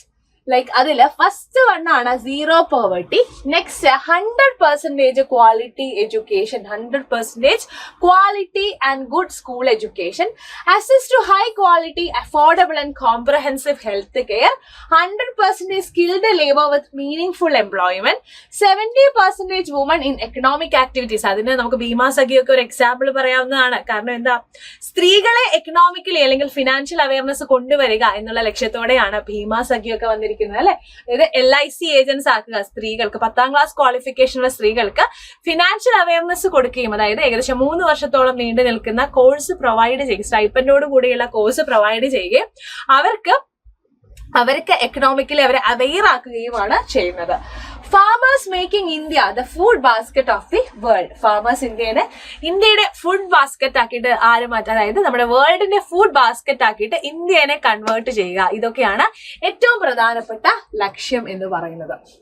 നെക്സ്റ്റ്, ബജറ്റ് മെയിൻ ആയിട്ട് ഫോക്കസ് ചെയ്യുന്നത് ഗരീബ്, യൂത്ത്, അന്നദാത ആൻഡ് നാരി. അന്നദാത എന്ന് പറയുമ്പോൾ നമ്മുടെ ഫാമേഴ്സ് ആണ് അന്നദാത അല്ലെ. ഗരീബ്, യൂത്ത്, അന്നദാത ആൻഡ് നാരി. അപ്പൊ ജേർണി ഓഫ് ഡെവലപ്മെന്റ് നോക്കുകയാണെങ്കിൽ ഫസ്റ്റ് സെക്ടർ അഗ്രികൾച്ചർ ആണ്, നെക്സ്റ്റ് വരുന്നത് MSME, പിന്നീട് ഇൻവെസ്റ്റ്മെന്റ്, പിന്നീട് എക്സ്പോർട്സ് ആണ് നമ്മുടെ എൻജിൻസ് എന്ന് പറയുന്നത്. അപ്പൊ നമ്മൾ ഇവിടെ നോക്കുകയാണെങ്കിൽ ഇപ്രാവശ്യത്തെ ബജറ്റ് നോക്കുമ്പോൾ നമുക്ക് കൃഷിക്കാണെങ്കിലും സ്ത്രീകൾക്ക് വേണ്ടിയിട്ടാണെങ്കിലും ഒക്കെ പല വിധത്തിലുള്ള സ്കീമുകൾ ഇൻട്രൊഡ്യൂസ് ചെയ്തിട്ടുള്ളതായിട്ട് കാണാനായിട്ട് സാധിക്കും. റെഡി? അപ്പൊ ഫസ്റ്റ് നമ്മുടെ എൻജിൻ എന്ന് പറയുന്നത് അഗ്രികൾച്ചറൽ സെക്ടർ ആണ് അല്ലെ. സോ എക്സാമിന് ഇമ്പോർട്ടന്റ് ആയിട്ടുള്ള ഒരു ഭാഗം കൂടിയാണ് അഗ്രികൾച്ചറൽ സെക്ടർ എന്ന് പറയുന്നത്. സോ അത് നമ്മൾ എടുത്തു നോക്കുകയാണെങ്കിൽ ഫസ്റ്റ് വരുന്നതാണ് prime minister Dhan Dhaanya Krishi Yojana developing agri district programme. അതായത് പ്രൊഡക്ടിവിറ്റി കുറഞ്ഞിട്ടുള്ള ലോ ക്രെഡിറ്റ് ആക്സസ് ഉള്ള ഏകദേശം 100ഓളം ഡിസ്ട്രിക്റ്റുകളെ സെലക്ട് ചെയ്യുകയും അവിടെയുള്ള 1.7 crore ഫാമേഴ്സിനെ ഹെൽപ്പ് ചെയ്യുകയുമാണ് ഇത് ചെയ്യുന്നത്. നെക്സ്റ്റ് വരികയാണെങ്കിൽ mission for cotton productivity. Mission for cotton പ്രൊഡക്ടിവിറ്റിയിലേക്ക് വരുന്ന സമയത്ത് നമുക്ക് ശ്രദ്ധിക്കാനായിട്ട് സാധിക്കും. അതായത് ഇത് നമുക്ക് ബയോളജിയുമായിട്ട് കണക്ട് ചെയ്ത് ക്വസ്റ്റ്യൻ ഉണ്ടാക്കാൻ വകയുള്ള ഒരു വകുപ്പാണ് മിഷൻ ഫോർ കോട്ടൺ പ്രൊഡക്ടിവിറ്റി എന്ന് പറയുന്നത്. അതായത് ആദ്യം ഇന്ത്യയിൽ കോട്ടൺ പ്രൊഡക്ഷൻ ഭയങ്കര കൂടുതലായിരുന്നു, നന്നായി കോട്ടൺ പ്രൊഡ്യൂസ് ചെയ്യുന്നുണ്ടായിരുന്നു. ആ സമയത്താണ് അമേരിക്കൻ ബോൾവേം എന്ന് പറയുന്ന ഒരു വേം വന്നു. അമേരിക്കൻ ബോൾവേം എന്ന് പറയുന്ന ഒരു വേം എന്ത് ചെയ്തു, ജനറേറ്റ് ചെയ്തു. ഇത് ഫുള്ള് പരുത്തിക്കുരുകളെയും അറ്റാക്ക് ചെയ്യാനായിട്ട് തുടങ്ങി. അങ്ങനെ പരുത്തിക്കുരുകളെ അറ്റാക്ക് ചെയ്യാൻ തുടങ്ങിയപ്പോൾ എന്ത് സംഭവിച്ചു, നമ്മുടെ കോട്ടൺ പ്രൊഡക്ഷൻ കുത്തനെ താഴ്ന്നു. കോട്ടൺ പ്രൊഡക്ഷൻ താഴ്ന്നു പോയി. അപ്പോഴാണ് എന്ത് ചെയ്യുന്നത്, നമ്മള് ബാസിലസ് തുറിഞ്ചിയസ് അല്ലെങ്കിൽ BT കോട്ടൺ പ്രൊഡ്യൂസ് ചെയ്യാനായിട്ട് തുടങ്ങുന്നത്. BT കോട്ടൺ പ്രൊഡ്യൂസ് ചെയ്യുന്നത്. അങ്ങനെ BT കോട്ടൺ പ്രൊഡ്യൂസ് ചെയ്തപ്പോൾ നമ്മുടെ കോട്ടൺ പ്രൊഡക്ഷൻ നന്നായി ഇൻക്രീസ് ചെയ്തു. അതിങ്ങനെ പോയിക്കൊണ്ടിരിക്കുമ്പോഴാണ് അടുത്ത വില്ലൻ വരുന്നത്, ദാറ്റ് ഇസ് പിങ്ക് ബോൾവേം. പിങ്ക് ബോൾവേം വന്നതോടുകൂടി എന്ത് ചെയ്യാൻ തുടങ്ങി, പിങ്ക് ബോൾവേം നമ്മുടെ BT കോട്ടനെ അങ്ങോട്ട് ആക്രമിക്കാനായിട്ട് തുടങ്ങി. അങ്ങനെ ആക്രമിക്കാൻ തുടങ്ങിയപ്പോൾ നമ്മുടെ പ്രൊഡക്ഷൻ നല്ലോണം കുറഞ്ഞു അല്ലെ. അങ്ങനെ ആക്രമിച്ചപ്പോൾ നമ്മുടെ പ്രൊഡക്ഷൻ നല്ലോണം കുറഞ്ഞു. അങ്ങനെ കുറഞ്ഞത് മൂലമാണ് നമ്മുടെ കോട്ടൺ പ്രൊഡക്ഷൻ കുറഞ്ഞത്. ആ കുറഞ്ഞതിനെ ഇനി ടാക്കിൾ ചെയ്ത് ഉയർത്തിക്കൊണ്ടുവരാനാണ് എവിടെ നോക്കുന്നത്, മിഷൻ ഫോർ കോട്ടൺ പ്രൊഡക്ടിവിറ്റിയിൽ നോക്കുന്നത്. ഏകദേശം 5 year മിഷനാണ് പ്ലാൻ ചെയ്യുന്നത്. ഈ 5 വർഷത്തെ മിഷനിൽ 5 year mission to facilitate improvements in productivity and sustainability in cotton farming. Next വരുന്നത് മഖാന ബോർഡ്. മഖാന നിങ്ങൾ കേട്ടിട്ടില്ലേ, മറ്റേ ലോട്ടസ് സീഡ്. ലോട്ടസ് സീഡ് അല്ലെങ്കിൽ വാട്ടർ ലിലി സീഡ്, നമ്മുടെ ലോട്ടസ് സീഡ് ഇല്ലേ, മഖാന, വൈറ്റ് കളറിലുള്ള ഉണ്ട സാധനം. അപ്പൊ അത് ഭയങ്കര ന്യൂട്രീഷണൽ ബെനിഫിറ്റ് ഉള്ളതാണ്, നമുക്ക് ഇമ്മ്യൂണിറ്റി ബൂസ്റ്റ് ചെയ്യാൻ നന്നായി ഹെൽപ്പ് ചെയ്യും എന്നൊക്കെ പറഞ്ഞ് ആ ഒരു ഏറ്റവും എക്സ്പെൻസീവ് ആയിട്ടുള്ള അല്ലെങ്കിൽ ഏറ്റവും ഗുണങ്ങളുള്ള ഒരു ഡ്രൈ ഫ്രൂട്ട് ആണ്, ഗ്ലോബൽ റെക്കഗ്നീഷൻ കിട്ടിയിട്ടുള്ള ഡ്രൈ ഫ്രൂട്ട് ആണല്ലേ മഖാന. മഖാന പ്രൊഡക്ഷൻ ആണെങ്കിലും value addition, makhana production, makhana value addition ഒക്കെ വേണ്ടി ബീഹാറിൽ എന്ത് ചെയ്യുന്നുണ്ട്, മഖാന ബോർഡ് സ്ഥാപിക്കുന്നുണ്ട് എന്നുള്ള കാര്യം മനസ്സിലാക്കാം. Next, enhanced credit through KCC, അതായത് 7.7 crore ഫാമേഴ്സിന്, like farmers, fisherman, dairy farmers, ഇവർക്കെല്ലാം തന്നെ 5 ലക്ഷം രൂപയുടെ ഷോർട്ട് ടേം ലോണുകൾ through KCC, Kisan credit card വഴി 5 ലക്ഷം രൂപയുടെ ലോണുകളാണ് ഇവർക്ക് പ്രൊവൈഡ് ചെയ്യുന്നത്. അതായത് 3 ലക്ഷം എന്നുള്ളത് KCCന്റെ കിസാൻ ക്രെഡിറ്റ് കാർഡിന്റെ ലിമിറ്റ് എന്ന് പറയുന്നത് 3 lakh ആയിരുന്നു അല്ലെ, അത് എൻഹാൻസ് ചെയ്ത് 5 lakh ആക്കി മാറ്റിയിട്ടുണ്ട്. ഇനി national mission for high yielding seed, അതായത് നമുക്കറിയാം എഡിബിൾ ഓയിലിനാണെങ്കിലും സീഡിനാണെങ്കിലും ഇൻഫ്ലേഷൻ വന്നിട്ടുണ്ടായിരുന്നു അല്ലെ, അതെ, പണപ്പെരുപ്പം വന്നിട്ടുണ്ടായിരുന്നു. നമ്മൾ വെളിച്ചെണ്ണയൊക്കെ വാങ്ങാൻ പോയാൽ നിങ്ങളിപ്പോ ശ്രദ്ധിച്ചിട്ടുണ്ടാവും, നല്ല വിലയാണ്. അതിന്റെ കാരണം ഈ എഡിബിൾ ഓയിൽ സെക്ടറിൽ എന്ത് ചെയ്തിട്ടുണ്ട്, നമുക്ക് ഇൻഫ്ലേഷൻ വന്നിട്ടുണ്ട്. അപ്പൊ അത് റെഡ്യൂസ് ചെയ്യുന്നതിനായിട്ട് national mission for high yielding seed, അതായത് ടാർഗറ്റ് സീഡ്സിന്റെ ഡെവലപ്മെന്റിന്, പെസ്റ്റ് റെസിസ്റ്റൻസിനൊക്കെ വേണ്ടിയിട്ടുള്ള നാഷണൽ മിഷൻ കൂടിയും ലോഞ്ച് ചെയ്യുന്നുണ്ട്. Ready? PM Dhan Dhanya Krishi Yojana initiative will focus on 100 districts with low productivity, moderate crop intensity and below average credit access ഉള്ള ഗ്രാമങ്ങളെ, 100ഓളം ഡിസ്ട്രിക്റ്റുകളെ select ചെയ്യുകയും അവിടെ ക്രോപ്പ് ഡൈവേഴ്സിഫിക്കേഷൻ ചെയ്യുക, സ്റ്റോറേജ് നന്നായിട്ട്, നമുക്കറിയാം ഈ കൃഷിയിൽ നമ്മൾ ഏറ്റവും ശ്രദ്ധിക്കേണ്ട ഒന്നാണ് സ്റ്റോറേജ് എന്ന് പറയുന്നത് അല്ലെ, പ്രോപ്പർ സ്റ്റോറേജ്, പിന്നെ വാട്ടർ ഇറിഗേഷൻ പ്രൊവൈഡ് ചെയ്യുക, പിന്നെ long and short term credit for farmers, long and short term credit ഫാമേഴ്സിന് പ്രൊവൈഡ് ചെയ്യുക എന്നുള്ളതാണ് ലക്ഷ്യം. നെക്സ്റ്റ് ആണ് Aatmanirbharta mission for pulses, Aatmanirbharta mission for pulses എന്ന് പറയുന്നത്.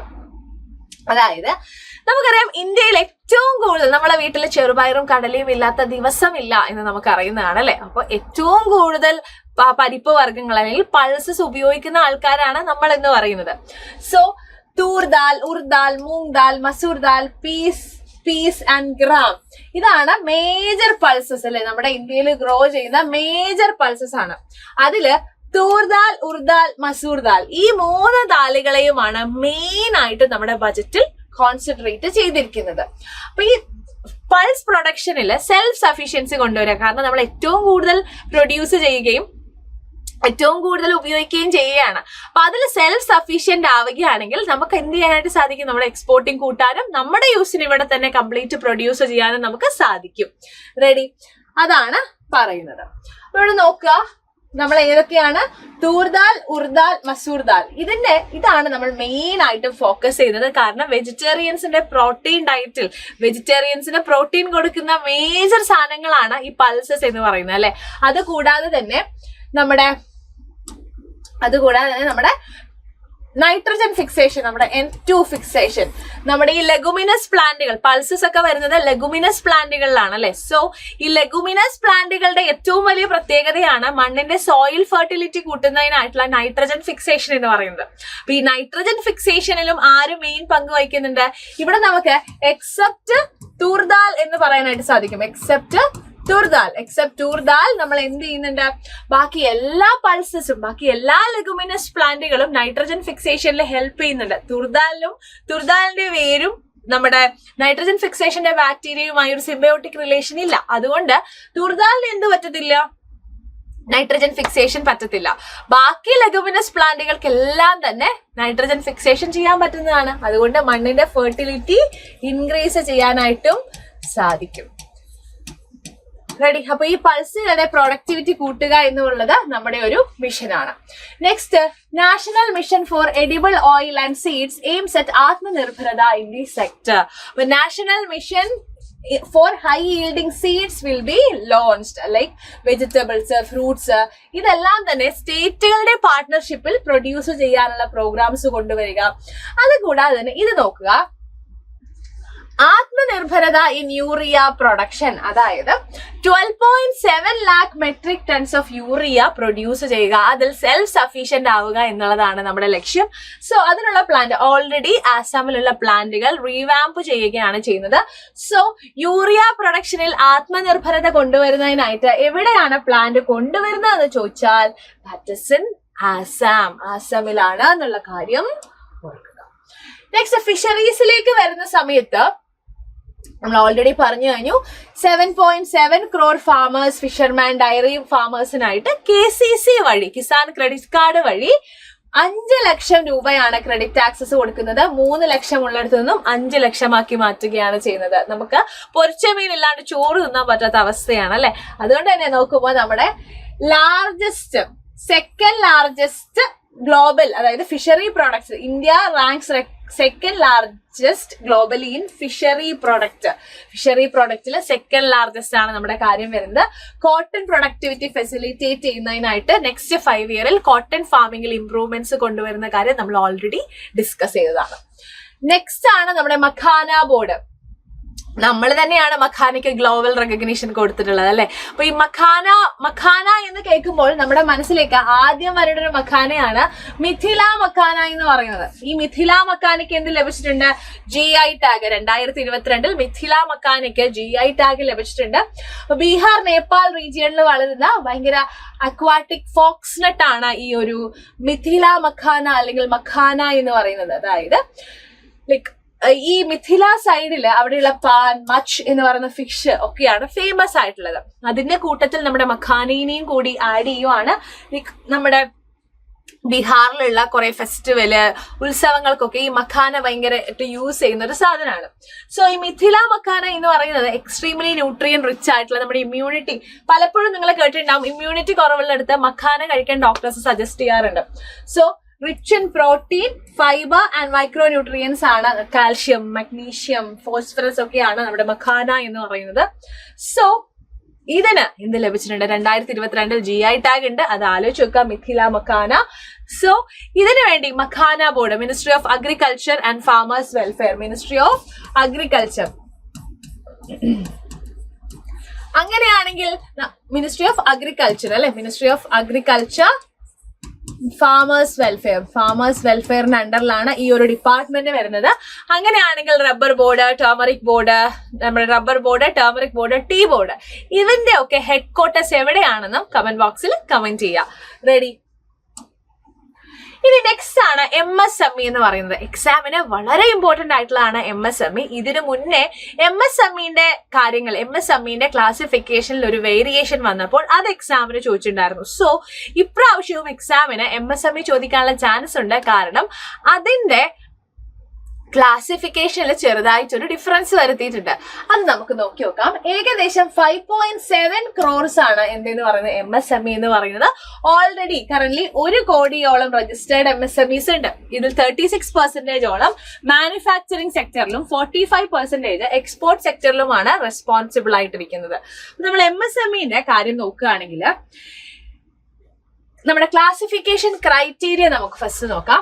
ഇതാണ് ഏറ്റവും ഇമ്പോർട്ടന്റ്. നമ്മുടെ മൈക്രോ എന്റർപ്രൈസുകളാണെങ്കിൽ റിവൈസ്ഡ്, നമ്മുടെ ഇൻവെസ്റ്റ്മെന്റിന്റെ റിവൈസ്ഡ് എമൗണ്ട് കറന്റ് 1 crore ആയിരുന്നു. റിവൈസ്ഡ് എമൗണ്ട് 2.5 crore ആണ്. അതായത് ഒരു മൈക്രോ എന്റർപ്രൈസ് ആകണമെങ്കിൽ അതിന് ഇൻവെസ്റ്റ്മെന്റ് എത്ര വേണം? 2.5 crore വേണം. സ്മോൾ എന്റർപ്രൈസ് ആണെങ്കിൽ 25 crore ആണ് ഇൻവെസ്റ്റ്മെന്റ് വേണ്ടത്. മീഡിയം എന്റർപ്രൈസ് ആണെങ്കിൽ 125 crore ആണ് ഇൻവെസ്റ്റ്മെന്റ് വേണ്ടത്. അപ്പോ ഇനി ടേൺ ഓവർ, ഒരു വർഷം ഇവർ പ്രൊഡ്യൂസ് ചെയ്യുന്ന ടേൺ ഓവറിലേക്ക് വരുന്ന സമയത്ത് എത്രയാണ് ടേൺ ഓവർ? മൈക്രോ എന്റർപ്രൈസ് ആണെങ്കിൽ 10 crore ആണ് വേണ്ടത്. സ്മോൾ എന്റർപ്രൈസസ് ആണെങ്കിൽ 100ഉം മീഡിയം എന്റർപ്രൈസസ് ആണെങ്കിൽ 500ഉമാണ് ടേൺ ഓവർ പ്രൊഡ്യൂസ് ചെയ്യേണ്ടത് എന്നുള്ള കാര്യം മനസ്സിലാക്കാം. അപ്പൊ നിങ്ങൾക്ക് പഠിക്കാൻ എളുപ്പത്തിന് 2.5, 25, 125 ആണ് നമ്മുടെ ഇൻവെസ്റ്റ്മെന്റ്. അതിനോട് എന്ത് ചെയ്താൽ മതി? 4 മൾട്ടിപ്ലൈ ചെയ്താൽ നമുക്ക് എന്ത് കിട്ടിയടാ? 4 മൾട്ടിപ്ലൈ ചെയ്താൽ നമ്മുടെ റിവൈസ്ഡ് ടേൺ ഓവർ കിട്ടി എന്നുള്ള കാര്യം ആലോചിക്കാം. നെക്സ്റ്റ് നമ്മുടെ മൈക്രോ എന്റർപ്രൈസസുകൾക്ക് മാത്രമായിട്ട് എന്ത് ചെയ്യുന്നുണ്ട്, ഒരു കസ്റ്റമൈസ്ഡ് ക്രെഡിറ്റ് കാർഡ് പ്രൊവൈഡ് ചെയ്യുന്നുണ്ട്. കിസാൻ ക്രെഡിറ്റ് കാർഡ് അല്ല, വേറെ കസ്റ്റമൈസ്ഡ് ക്രെഡിറ്റ് കാർഡ് പ്രൊവൈഡ് ചെയ്യുന്നുണ്ട്. ഇതിന്റെ 5 lakh ലിമിറ്റ് ആണ്. 5 lakh ആണ് ഇതിന്റെ ലിമിറ്റ് എന്ന് പറയുന്നത്. ലൈക്ക് 10 lakh സച്ച് കാർഡ്സ് ആണ് ഇഷ്യൂ ചെയ്യാനായിട്ട് പ്രതീക്ഷിക്കുന്നത്. നെക്സ്റ്റ്, ഫസ്റ്റ് ടൈം ഓണ്ടർപ്രണേഴ്സ് 5 ലക്ഷം ഫസ്റ്റ് ടൈം ഓണ്ടർപ്രണേഴ്സ്, സ്ത്രീകള്, ഷെഡ്യൂൾഡ് കാസ്റ്റ്, ഷെഡ്യൂൾഡ് ട്രൈബ്, ഇവർക്കൊക്കെ വേണ്ടി ഇതേപോലെ ഷെഡ്യൂൾഡ് കാസ്റ്റ്, ഷെഡ്യൂൾഡ് ട്രൈബിനും സ്ത്രീകൾക്ക് വേണ്ടിയിട്ടുള്ള ഒരു സ്കീം നമ്മൾ പഠിച്ചിട്ടുണ്ടായിരുന്നു.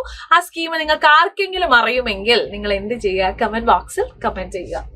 അപ്പൊ ഇതിന് വേണ്ടിയിട്ട് എന്ത് ചെയ്തിട്ടുണ്ട്, ഷെഡ്യൂൾഡ് കാസ്റ്റ്, ഷെഡ്യൂൾഡ് ട്രൈബ്, സ്ത്രീകള്, ഫസ്റ്റ് ടൈം ഓണ്ടർപ്രണേഴ്സ്, 5 ലക്ഷത്തോളം വരുന്ന ഫസ്റ്റ് ടൈം ഓണ്ടർപ്രണേഴ്സ്, ഇവർക്ക് വേണ്ടി 2 കോടി രൂപയുടെ നെക്സ്റ്റ് 5 ഇയേഴ്സിലേക്ക് 2 കോടി രൂപയുടെ ലോണുകളാണ് ഉറപ്പാക്കിയിരിക്കുന്നത് ഗവൺമെന്റ്. ഇതെല്ലാം തന്നെ ബാക്ക്വേർഡ് ആയി നിൽക്കുന്ന ഒരു വിഭാഗം കമ്മ്യൂണിറ്റീനെ സമൂഹത്തിന്റെ മുൻനിരയിലേക്ക് കൊണ്ടുവരാൻ വേണ്ടിയിട്ടാണ് ഇങ്ങനെയുള്ള കാര്യങ്ങളെല്ലാം തന്നെ ഗവൺമെന്റ് പ്രധാനമായിട്ടും ഇനീഷ്യേഷൻ എടുക്കുന്നത്. റെഡി? ഇനി ഗ്യാരണ്ടി കവർ അല്ലെ. ഗ്യാരണ്ടി കവർ എന്ന് പറഞ്ഞു കഴിഞ്ഞാൽ എന്താണ്? ഇപ്പൊ എ എന്റെ ഫ്രണ്ട് ആണ്, ബി ഉണ്ട്. അപ്പൊ എന്ത് ചെയ്യാണ്, എ ബിന്റെ അടുത്ത് നിന്ന് കടം വാങ്ങിച്ചു. ഓക്കെ, എ എന്ന് പറയുന്നത് ബിന്റെ അടുത്ത് നിന്ന് കടം വാങ്ങിച്ചു. അപ്പൊ ഞാൻ പറയാണ്, കുഴപ്പമില്ല, എ ആണ് ബിന്റെ അടുത്ത് നിന്ന് കടം വാങ്ങിക്കുന്നത് അല്ലെ. അപ്പൊ ഞാൻ പറയാണ്, എ ആണ് എന്റെ ഫ്രണ്ട്. ഓക്കെ, എ എന്റെ ഫ്രണ്ട് ആണ്, ഇത് ഞാനാണ്. ഓക്കെ, എ ആണ് എന്റെ ഫ്രണ്ട്. അപ്പൊ ഞാൻ പറയാണ് ബിന്റെ അടുത്ത്, ഇല്ല കൊടുത്തോളൂ, എക്ക് പൈസ കൊടുത്തോളൂ, ഇനി അവനെ തിരിച്ചു തരാൻ പറ്റിയില്ലെങ്കിൽ ഞാൻ തിരിച്ചു തരാം.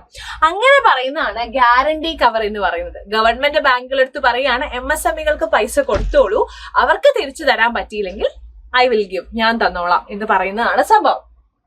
അങ്ങനെ MSCസിന്റെ കേസിൽ ഇവിടെയാണെങ്കിൽ മൈക്രോ ഇല്ല. ഓക്കെ, മൈക്രോ എന്റർപ്രൈസസുകൾക്കില്ല. MSCസിന്റെ കേസിലാണെങ്കിൽ current revised credit guarantee cover എന്ന് പറയുന്നത് 10 crore ആണ്. സ്റ്റാർട്ടപ്പുകളാണെങ്കിൽ 20 crore ആണ് വരുന്നത്. റെഡി? ഇനി നമുക്ക് പെട്ടെന്ന് അടുത്ത കാര്യങ്ങളിലേക്ക് പോവാം. കുറച്ച് സെക്ടറുകളെ ഗവൺമെന്റ് എന്ത് ചെയ്യുന്നുണ്ട്, മെയിൻ ആയിട്ടും ഫോക്കസ് ചെയ്യുന്നുണ്ട്. അതാണ് നമ്മൾ ഇനി നെക്സ്റ്റ് നോക്കാനായിട്ട് പോകുന്നത്. മെയിൻ ആയിട്ട് ഗവൺമെന്റ് ശ്രദ്ധ ചെലുത്താൻ പോകുന്നതാണ് focus product scheme for footwear and leather sectors. Footwear and leather സെക്ടറിൽ മേജർ ഫോക്കസ് ഉണ്ട്. Scheme is expected to facilitate employment for 22 lakh persons. ഏകദേശം 4 lakh crore ടേൺ ഓവർ ആണ് പ്രതീക്ഷിക്കുന്നത്. exports of over rupees 1.1 lakh crore. Next, measures of the toy sector. അതായത് ഈ toy സെക്ടറിൽ നമുക്കറിയാം ഭയങ്കര എഡ്ജി ഒന്നും അല്ലാത്ത മരം കൊണ്ടുണ്ടാക്കുന്ന സസ്റ്റൈനബിൾ ആയിട്ടുള്ള ടോയ് പ്രൊഡക്ഷൻ. നമ്മുടെ റിപ്പബ്ലിക് ഡേ പരേഡില് ഈ ഒരു ആന്ധ്രാപ്രദേശിന്റെ ഈ ഒരു ടോയ് നിങ്ങൾ കണ്ടിട്ടുണ്ടാവും. എന്താണ് ഈ ടോയിന്റെ പേര്? നമ്മുടെ എറ്റിക്കോപക്ക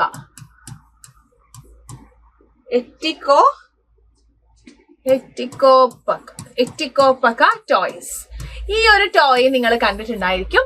ഇതേപോലെയുള്ള ഒട്ടും എഡ്ജി അല്ലാത്ത മരം കൊണ്ടുണ്ടാക്കുന്ന സസ്റ്റൈനബിൾ ആയിട്ടുള്ള ടോയ് പ്രൊഡക്ഷൻ ഗവൺമെന്റ് ഫോക്കസ് ചെയ്യുന്ന ഒരു കാര്യമാണ്. Next, support for food processing. അതായത് നമ്മുടെ national institute of food technology ബീഹാറിൽ ഓപ്പൺ ചെയ്യുന്നുണ്ട്. Establishment of national institute of food technology in ബീഹാറിലെ national institute of food technology open ചെയ്യുന്നുണ്ട് എന്നുള്ള കാര്യം ഓർത്ത് വെക്കുക. എന്തിനു വേണ്ടിയിട്ടാണ്? അതായത് ഓണ്ടർപ്രണർഷിപ്പ്, ഫാമേഴ്സിന്റെ സ്കില്ലിങ്, ഇതിനൊക്കെ വേണ്ടിയിട്ടാണ്. എംപ്ലോയ്മെന്റ് ഓപ്പർച്യൂണിറ്റീസ്, യൂത്തിനുള്ള എംപ്ലോയ്മെന്റ് ഓപ്പർച്യൂണിറ്റീസ്, ഇതിനൊക്കെ വേണ്ടിയിട്ടാണ് ഈ ഒരു national institute of food technology ബീഹാറിൽ ഓപ്പൺ ചെയ്യുന്നത് എന്നുള്ള കാര്യം മനസ്സിലാക്കുക. Next, Saksham anganwadi and Poshan 2.0. സക്ഷം അംഗൻവാടി എന്ന് പറയുന്നത് 8 crore children. Saksham anganwadi and Poshan 2.0 programmes കുട്ടികൾക്കുള്ള ന്യൂട്രീഷണൽ ബെനിഫിറ്റ്സ് പ്രൊവൈഡ് ചെയ്യുന്നതിന് വേണ്ടിയിട്ടായിരുന്നു അല്ലെ. It will provide nutritional support to 8 crore children and 1 crore mothers and 20 lakh adolescent girls. അതായത് lactating woman, adolescent girls and ചിൽഡ്രനെയാണ് സക്ഷം അംഗൻവാടി ആണെങ്കിലും പോഷൻ 2.0 ആണെങ്കിലും പ്രധാനമായിട്ടും ഫോക്കസ് ചെയ്യുന്നത്. ഇനി യൂത്തിനുള്ള നെസസറി സ്കിൽസ് പ്രൊവൈഡ് ചെയ്യുക, ഗ്ലോബൽ ഓപ്പർച്യൂണിറ്റീസ് പ്രൊവൈഡ് ചെയ്യുന്നതിനായിട്ട് 5 national centres of excellence centre open ചെയ്യുന്നുണ്ട്. നെക്സ്റ്റ്, IITs 2015 ശേഷം ഫോം ചെയ്തിട്ടുള്ള IIT-യില് ഏകദേശം 6500 മോർ സ്റ്റുഡൻസിനെ 5 IITs വരുത്താനുള്ള കാര്യങ്ങൾ ചെയ്യുന്നുണ്ട്. അഡീഷണൽ സീറ്റ് അനുവദിക്കുന്നുണ്ട് എന്നുള്ള കാര്യം ആലോചിക്കുക. ഈ AI-യിലുള്ള സെന്റർ ഓഫ് എക്സലൻസ് ഇൻ AI-യിലുള്ള ഒരു സെന്റർ ഓഫ് എക്സലൻസിന് വേണ്ടി 500 കോടി രൂപയാണ് മാറ്റിവെച്ചിരിക്കുന്നത് എന്നുള്ള കാര്യം കൂടിയും ഓർക്കുക. നെക്സ്റ്റ്, അഡൽട്ട് ടിങ്കറിംഗ് ലബോറട്ടറീസ്, അതായത് നമ്മുടെ യങ് മൈൻഡ്സിനെ എന്ത് ചെയ്യുക, സയന്റിഫിക്കലി ഉണർത്തുന്നതിനായിട്ട്, അവർക്ക് ക്യൂരിയോസിറ്റി ജനറേറ്റ് ചെയ്യിക്കുന്നതിനായിട്ടാണ് ഈ ഒരു അഡൽട്ട് ടിങ്കറിംഗ് ലബോറട്ടറീസ് കൊണ്ടുവന്നിരിക്കുന്നത്. ഏകദേശം 5000ഓളം അഡൽട്ട് ടിങ്കറിംഗ് ലബോറട്ടറീസ് നെക്സ്റ്റ് 5 ഇയേഴ്സിൽ ഗവൺമെന്റ് സ്കൂളുകളിൽ വരുന്നുണ്ട്. അതായത് സയന്റിഫിക് അപ്രോച്ചുകളിലാണെങ്കിലും കുട്ടികളിൽ സയന്റിഫിക്കലി ഒരു ക്യൂരിയസ് ആക്കുക എന്നുള്ളതാണ് ഇതിന്റെ പ്രധാനപ്പെട്ട ലക്ഷ്യം എന്ന് പറയുന്നത്. ഭാരതീയ ഭാഷാ പുസ്തക് സ്കീം, അതായത് ഇന്ത്യൻ സ്കൂളുകളിൽ എല്ലാ ലാംഗ്വേജിലുമുള്ള ബുക്സുകൾ അവൈലബിൾ ആക്കുക എന്നുള്ളതാണ് ഇതിന്റെ ഭാരതീയ ഭാഷാ പുസ്തക് സ്കീമിന്റെ പ്രധാനപ്പെട്ട ലക്ഷ്യം. ഇനി ഇന്നോവേഷൻ സെക്ടറിലാണെങ്കിൽ ജീൻ ബാങ്കിന്റെ കാര്യം വരുന്നുണ്ട്. Geospatial mission, Gyan Bharatam mission, അതായത് നമ്മുടെ ഇതിൽ തന്നെ ഈ നമ്മുടെ മിഷനുകൾ gene bank for crops germplasm, അതായത് സെക്കൻഡ് ജീൻ ബാങ്ക്. ഇതിൽ ഫസ്റ്റ് ജീൻ ബാങ്ക് എവിടെയാണെന്ന് കമന്റ് ബോക്സിൽ കമന്റ് ചെയ്യുക. Second gene bank with 10 lakh germ plasm lines to be set up for future food, അതായത് നമ്മുടെ ഫ്യൂച്ചർ ഫുഡ് ആൻഡ് ന്യൂട്രീഷണൽ സെക്യൂരിറ്റിക്ക് വേണ്ടിയിട്ടാണ് gene bank for crop germplasm വരുന്നത്. National geospatial mission എന്തിനു വേണ്ടിയിട്ടാണ്, foundational infrastructure and data ഡെവലപ്മെന്റ്സിന് വേണ്ടിയിട്ടാണ് national geospatial mission വരുന്നത്. അതായത് like modernisation, land records, urban planning, infrastructure പ്രൊജക്ടിനൊക്കെ വേണ്ടിയിട്ടാണ് ഈ ഒരു ജിയോ സ്പേഷ്യൽ മിഷൻ എന്ന് പറയുന്നത്. ഗ്യാൻ ഭാരതം മിഷൻ എന്ന് പറഞ്ഞു കഴിഞ്ഞാൽ survey, documentation and conservation of manuscripts heritage will be undertaken cover 1 crore manuscripts.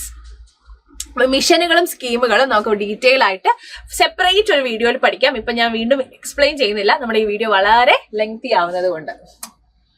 Next, gig വർക്കേഴ്സിന്റെ കാര്യം വരുമ്പോൾ നമുക്കറിയാം കുറേ അധികം സൊമാറ്റോ ഓടുന്ന ആൾക്കാരുണ്ട്, സെപ്റ്റോ ഓടുന്ന ആൾക്കാരുണ്ട്, അങ്ങനെ കുറേ കാര്യങ്ങൾ ഇങ്ങനെ കോൺട്രാക്റ്റിൽ ചെയ്യുന്ന ആൾക്കാരുണ്ട് അല്ലെ. അപ്പൊ ഇങ്ങനെയുള്ള ആൾക്കാർ ഇപ്പൊ സ്വിഗ്ഗി, സൊമാറ്റോ, സെപ്റ്റോ അങ്ങനെ കുറേ ഉണ്ട്. അപ്പൊ ഇവർക്കൊക്കെ എന്തെങ്കിലും സംഭവിച്ചാൽ എന്തെങ്കിലും ഇൻഷുറൻസോ കാര്യങ്ങളോ ഉണ്ടോ? ഒന്നുമില്ല അല്ലെ, ഒരു കാര്യങ്ങളും ഇല്ല. അപ്പൊ അങ്ങനെയുള്ള വർക്കേഴ്സിനെ ഹെൽപ്പ് ചെയ്യുന്നതിനായിട്ട്, അതായത് ഏകദേശം 7.7 മില്യണോളം വരുന്ന വർക്കേഴ്സിനെ, ഗിഗ് വർക്കേഴ്സിനെ ഹെൽപ്പ് ചെയ്യുന്നതിനാണ് എന്ത് ചെയ്തത്, ഈ ഒരു കാര്യം, അതായത് 3000ഓളം വരുന്ന UPI ലിങ്ക്ഡ് ക്രെഡിറ്റ് കാർഡുകൾ ഇവർക്ക് പ്രൊവൈഡ് ചെയ്യാനായിട്ട് പോകുന്നത്. അതുകൂടാതെ തന്നെ card issuance and registration on eShram portal mandatory ആക്കാൻ പോവുകയാണ്. അതായത് ഇവർക്ക് 1 കോടിയോളം വരുന്ന ഗിഗ് വർക്കേഴ്സിനായിട്ട് ഇൻഷുറൻസ് പ്രൊവൈഡ് ചെയ്യുന്നുണ്ട്. അല്ലെങ്കിൽ സൊമാറ്റോയിൽ വർക്ക് ചെയ്യുമ്പോൾ, സൊമാറ്റോയിൽ ഡെലിവറി ചെയ്യുമ്പോൾ ഇവർക്ക് എന്ത് ലഭിക്കുന്നു, ഇവർക്ക് പൈസ ലഭിക്കുന്നു അല്ലെ. അപ്പൊ അതല്ലാതെ ഇവർക്ക് വേറെ യാതൊരു ബെനിഫിറ്റ്സും ഇല്ല. അത് ഒഴിവാക്കി ഇവർക്ക് ബെനിഫിറ്റ്സ് കിട്ടുന്നതിനാണ് ഗിഗ് വർക്കേഴ്സിന് 30,000 UPI ലിങ്ക്ഡ് ക്രെഡിറ്റ് കാർഡുകളാണ് കൊണ്ടുവരാനായിട്ട് പോകുന്നത്. അത് കൂടാതെ തന്നെ 1 കോടിയോളം വരുന്ന ഇ-ശ്രം പോർട്ടലിൽ രജിസ്റ്റർ ചെയ്തിട്ടുള്ള ആൾക്കാർക്ക് എന്ത് വരുന്നുണ്ട്, ഇ-ശ്രം പോർട്ടലിൽ രജിസ്റ്റർ ചെയ്ത ഗിഗ് വർക്കേഴ്സിന് ഇൻഷുറൻസ് പ്രൊവൈഡ് ചെയ്യുന്നുണ്ട്. നമ്മുടെ കൂടാതെ തന്നെ card issuance, identity card issuance ചെയ്യുന്നുണ്ട്. ഓക്കെ, പിന്നെ വളരെ ഇമ്പോർട്ടന്റ് ആയിട്ടുള്ളത് ടാക്സേഷൻ വരുന്ന സമയത്ത് നമുക്ക് 12 lakh വരെ, നമ്മൾ ഇപ്പൊ അറിഞ്ഞിട്ടുണ്ടാവും നിങ്ങൾ, 12 lakh വരെ നിങ്ങൾക്ക് എന്ത് കൊടുക്കേണ്ട ആവശ്യമില്ല. നമ്മുടെ ആനുവൽ ഇൻകം 12 ലക്ഷമാണെങ്കിൽ ടാക്സ് കൊടുക്കേണ്ട ആവശ്യമില്ല. എല്ലാവർക്കും ക്യൂരിയസ് ആയിട്ടുള്ള ഭാഗമാണ് ടാക്സേഷൻ എന്ന് പറയുന്നത് അല്ലെ. അപ്പൊ നിങ്ങളുടെ ആനുവൽ ഇൻകം 5 lakh ആണെന്ന് വിചാരിക്കുക. 12 ലക്ഷം വരെ ആണെങ്കിൽ നിങ്ങൾ എന്ത് കൊടുക്കണ്ട, ടാക്സ് കൊടുക്കണ്ട. അപ്പൊ നമ്മൾ 0 ടാക്സ് ആണ് വരിക. പക്ഷേ നിങ്ങളുടെ അല്ലെങ്കിൽ 12.5 ലക്ഷമായി എന്ന് വിചാരിക്കുക. അങ്ങനെയാണെങ്കിൽ നിങ്ങൾ 12.5 ലക്ഷത്തിനും എന്ത് കൊടുക്കണം, ടാക്സ് കൊടുക്കേണ്ടി വരും. ഇപ്പൊ നമുക്കൊരു എക്സാമ്പിൾ എടുത്ത് നോക്കാം. ഇപ്പൊ നമ്മുടെ സാലറി 15 ലക്ഷമാണ്. അങ്ങനെയാണെങ്കിൽ ആദ്യത്തെ 4 ലക്ഷത്തിന് എന്ത് കൊടുക്കണ്ട, ടാക്സ് കൊടുക്കണ്ട. അടുത്ത 4 ലക്ഷത്തിന് എന്ത് കൊടുക്കണം, 5% ടാക്സ് കൊടുക്കണം. അടുത്ത 4 ലക്ഷത്തിന് 10% ടാക്സ് കൊടുക്കണം. ഇപ്പൊ 4 4 8 8 4 12 അല്ലെ. ഇനി ഒരു 3 ലക്ഷം ഉണ്ട്. ഈ 3 ലക്ഷത്തിന് 15% ടാക്സ് കൊടുക്കണം. അപ്പൊ 4 4 8 4 12 3 15. ഇങ്ങനെയാണ് ടാക്സ് വരുന്നത് എന്നുള്ള കാര്യം മനസ്സിലാക്കി വെക്കാം. റെഡി? ഇതിൽ നിന്ന് പിന്നെ നിങ്ങൾക്ക് എക്കണോമിക്സ് റിലേറ്റഡ് ആയിട്ടുള്ള കുറച്ച് കേർവ് ഒക്കെ വെച്ചിട്ടുള്ള ക്വസ്റ്റ്യൻസ് ആണ് വരിക. അത് നിങ്ങൾ നോക്കിയാൽ മതി. ഓക്കെ, ഇതൊക്കെ നമ്മൾ ഓൾറെഡി പറഞ്ഞു കഴിഞ്ഞതാണ്. ഇത് നോക്കുക. Banks will will be required to maintain Grameen credit score. Grameen credit score എന്ത് ചെയ്യുന്നുണ്ട്? അതായത് ബെറ്റർ ഫിനാൻഷ്യൽ സപ്പോർട്ട് കർഷകർക്ക് പ്രൊവൈഡ് ചെയ്യുന്നതിനായിട്ട് ബാങ്കുകൾ ഗ്രാമീൺ ക്രെഡിറ്റ് സ്കോർ സൂക്ഷിക്കുന്നു എന്ന് പറയുന്നുണ്ട് ഇപ്രാവശ്യം. അതായത് ഓരോ കർഷകരും എങ്ങനെയാണ് പൈസ എടുത്ത് തിരിച്ചടയ്ക്കുന്നുണ്ടോ അങ്ങനെ മുതലായുള്ള കാര്യങ്ങൾ നോക്കുകയും ക്രെഡിറ്റ് സ്കോർ കർഷകർക്ക് ക്രെഡിറ്റ് സ്കോർ പ്രൊവൈഡ് ചെയ്യുകയും ചെയ്യുന്നു. അതിനനുസരിച്ച് ഫിനാൻഷ്യൽ സപ്പോർട്ടും ഫിനാൻഷ്യൽ ആക്സസും പ്രൊവൈഡ് ചെയ്യുന്നുണ്ട്. Next, Jal Jeevan mission. നമുക്കറിയാം 55 litres of water per day per person use ചെയ്യാൻ പറ്റുക എന്നുള്ളതാണ് ജലജീവൻ മിഷന്റെ ഉദ്ദേശം എന്ന് പറയുന്നത്. സോ ജലജീവൻ മിഷനുള്ള ഏകദേശം ജലജീവൻ മിഷൻ എക്സ്റ്റെൻഡ് ചെയ്യുന്നുണ്ട് എന്നാണ് പറയുന്നത്. ഓക്കെ, നെക്സ്റ്റ് ഇതൊക്കെ നമ്മൾ ഓൾറെഡി പറഞ്ഞ കാര്യങ്ങളാണ്. റെഡി? അപ്പോ ഈ ഒരു ബജറ്റ് സെഷൻ നിങ്ങൾക്ക് വളരെ യൂസ്ഫുൾ ആയി എന്ന് വിചാരിക്കുന്നു. ഏറ്റവും ഇമ്പോർട്ടന്റ് ആയിട്ടുള്ള നമ്മുടെ SSC റെയിൽവേ എക്സാമിന് ചോദിക്കുന്ന കീ ഹൈലൈറ്റ്സ് ആണ് നമ്മൾ ഇന്നത്തെ ഈ ഒരു ക്ലാസ്സിൽ ഡിസ്കസ് ചെയ്തത്. അപ്പോൾ എല്ലാവർക്കും ഇത് യൂസ്ഫുൾ ആയി എന്ന് വിചാരിക്കുന്നു. അതിന്റെ കൂട്ടത്തിൽ നമ്മുടെ SSC CGL ബാച്ചിന്റെ കാര്യം മറക്കാതിരിക്കുക. നിങ്ങൾ ഏറ്റവും എഫക്റ്റീവ് ആയിട്ടുള്ള രീതിയിൽ വളരെ കുറച്ച് മാസങ്ങൾ കൊണ്ട് തന്നെ നിങ്ങളെ CGLന്റെ സിലബസ് കംപ്ലീറ്റ് കവർ ചെയ്യുകയും ഏറ്റവും എഫക്റ്റീവ് ആയിട്ടുള്ള രീതിയിൽ കോഴ്സ് പ്രൊവൈഡ് ചെയ്യാൻ സാധിക്കുന്ന സ്ട്രക്ചർ ചെയ്തിട്ടുള്ള കോഴ്സാണ് നമ്മുടെ SSC CGL master batch crash course എന്ന് പറയുന്നത്. നമ്മുടെ സ്പ്രിന്റ് ബാച്ച് ആസ്പിറൻസിന് കൃത്യമായി അറിയുന്ന കാര്യമാണ്. ഏറ്റവും നല്ല രീതിയിലാണ് നമ്മുടെ ക്ലാസ്സുകൾ പ്രൊവൈഡ് ചെയ്യുന്നത്. കൃത്യമായി ഫോക്കസ് ചെയ്തിട്ടുള്ള ക്ലാസ്സുകളാകുമ്പോൾ നമ്മൾ കുറെ വാരി വലിച്ച് പഠിക്കുക എന്നുള്ളതിനപ്പുറം നമ്മൾ സ്മാർട്ട് സ്റ്റഡിയാണ് നടത്തേണ്ടത് നമ്മളൊരു ജോലിയിലേക്ക് എത്താൻ. സോ എല്ലാവരും ജോയിൻ ചെയ്യുക നമ്മുടെ SSC CGL ക്രാഷ് കോഴ്സ്, നമ്മുടെ SSC CGL ക്രാഷ് കോഴ്സിലേക്ക്. അപ്പൊ അത് കൂടാതെ തന്നെ കറണ്ട് അഫയേഴ്സ് റിലേറ്റഡ് ആയിട്ടുള്ള എല്ലാ അപ്ഡേറ്റുകൾക്കും നിങ്ങൾക്ക് എന്റെ ടെലിഗ്രാം ഗ്രൂപ്പിൽ ജോയിൻ ചെയ്യാവുന്നതാണ്. ഈ നോട്ട്സിന്റെ അവൈലബിലിറ്റിക്കും നിങ്ങൾക്ക് എന്റെ ടെലിഗ്രാം ഗ്രൂപ്പിൽ ജോയിൻ ചെയ്യാം. കറണ്ട് അഫയേഴ്സ് വിത്ത് അനു എന്നാണ് ടെലിഗ്രാം ഗ്രൂപ്പിന്റെ പേര്. കറണ്ട് അഫയേഴ്സ് വിത്ത്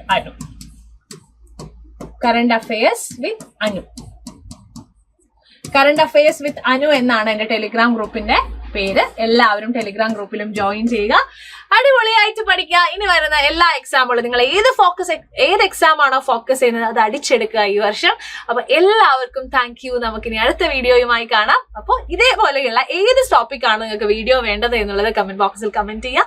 അപ്പോൾ ചാനൽ സബ്സ്ക്രൈബ് ചെയ്യാത്ത എല്ലാവരും ചാനൽ സബ്സ്ക്രൈബ് ചെയ്യുക. അപ്പോൾ ഫ്രണ്ട്സിന് ബജറ്റ് വന്നിട്ടും അതിനെക്കുറിച്ച് പഠിക്കാതിരിക്കുന്ന ഫ്രണ്ടിന് ഈ വീഡിയോ അയച്ചു കൊടുക്കുക. അപ്പൊ എല്ലാവർക്കും thank you. Bye, see U.